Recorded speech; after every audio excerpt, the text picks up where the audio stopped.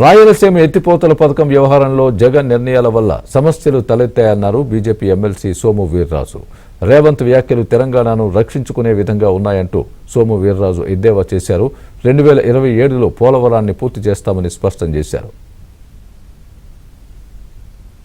3,400 కోట్ల రూపాయలు శాంక్షన్ చేస్తానని జగన్మోహన్ రెడ్డి గారు ఆయన ముఖ్యమంత్రి ఉండగా ప్రారంభోత్సవం చేయడం, దాన్ని కోర్టులో అవతల వాళ్ళు వాదనలు వేయడం, దానికి 3 సంవత్సరాల్లో జగన్మోహన్ రెడ్డి గారి ప్రభుత్వం ఏ విధంగానూ కూడా చర్య తీసుకోకుండా గాలికి వదిలేయడం మూలంగా ఈ సమస్య ఈవేళ తల ఎత్తిందనే. ఆంధ్రప్రదేశ్ ఈ జల వివాదం అనేది పరిష్కరించే దిశగా కేంద్ర ప్రభుత్వం నదుల అనుసంధానం అనేటువంటి కార్యక్రమంలో పరిష్కరించే కేంద్ర జలశక్తి